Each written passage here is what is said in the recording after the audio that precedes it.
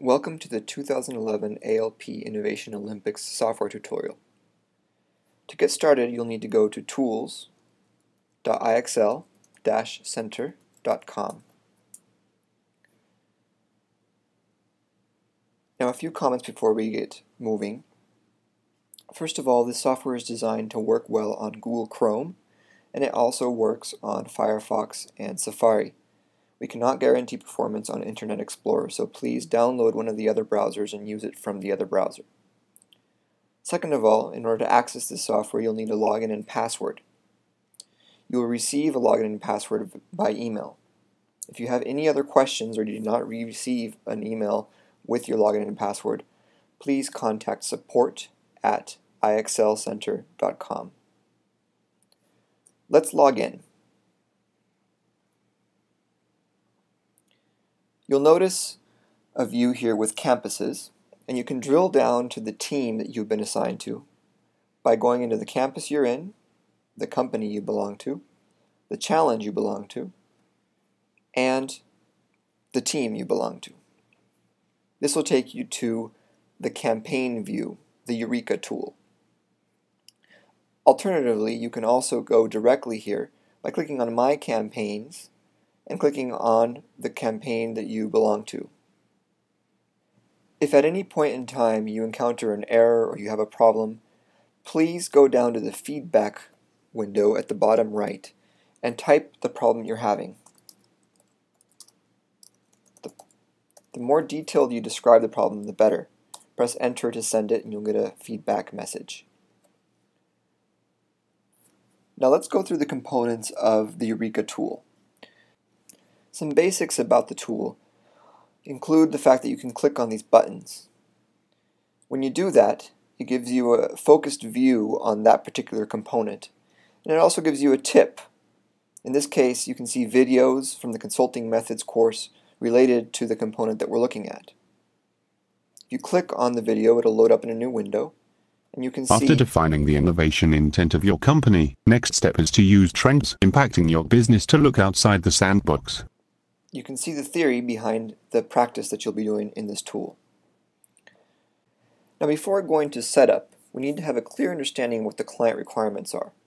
You can hover over here at any time and see the detail of the innovation challenge that they're facing to keep that perspective fresh in mind.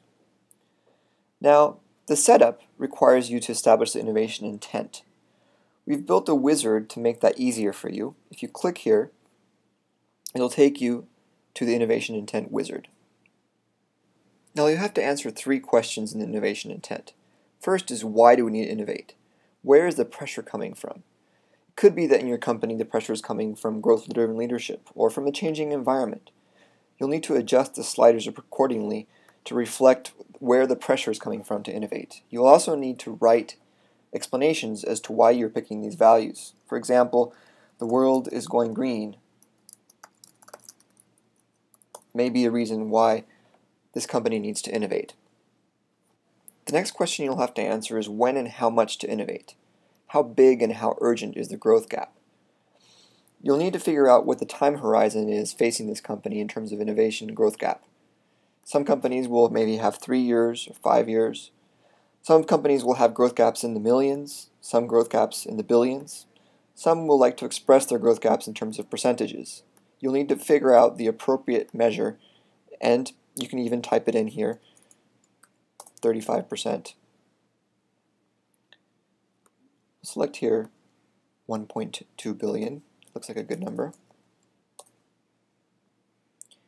Finally, you'll need to figure out how to innovate. What kinds of projects is the company interested in investing in?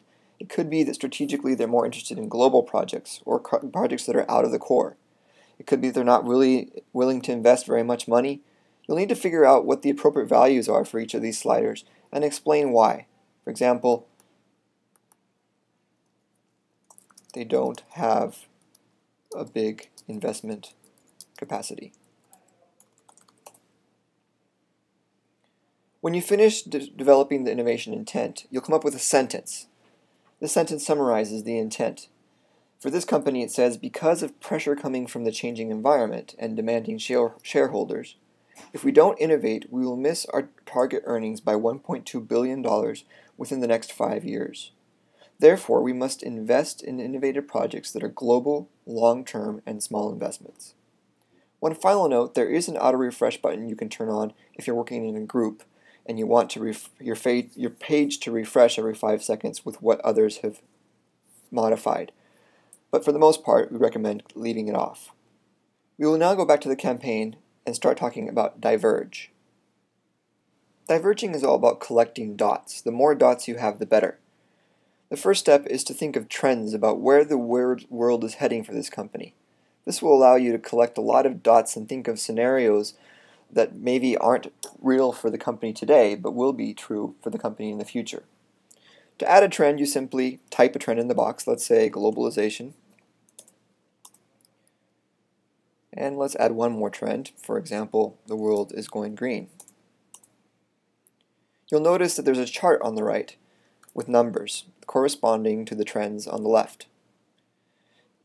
Each trend should be categorized in terms of its uncertainty and its impact. Globalization is pretty certain, let's say, and the impact is pretty high.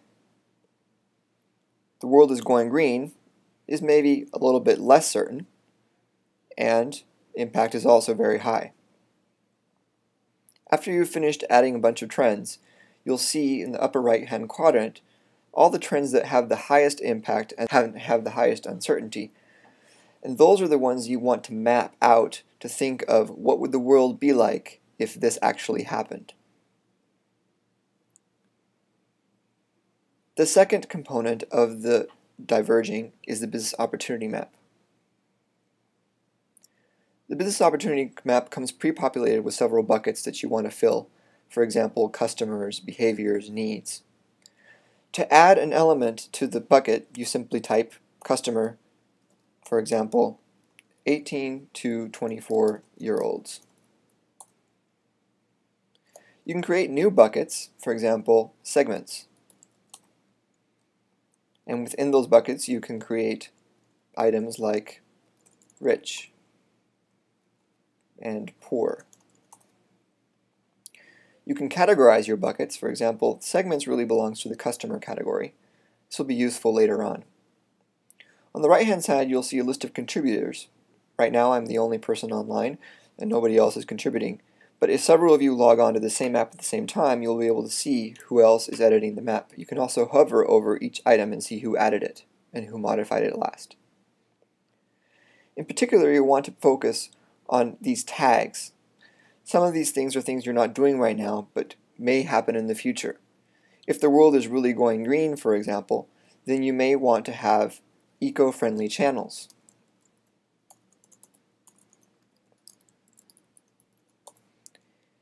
Even if your company is not eco-friendly right now, you'll need them in the future under the scenarios of uncertainty that you established in the trends. Be sure to think of partners and competitors and suppliers, trying to think of what the world would be like through their lenses, and try to think of what dots they would add to this map if you put yourself in their shoes. Filling out the business opportunity map should be a group exercise, and you should try to come up with as many dots as possible. You also might want to select the industry, let's say oil and gas, and the country. Maybe it's a global company.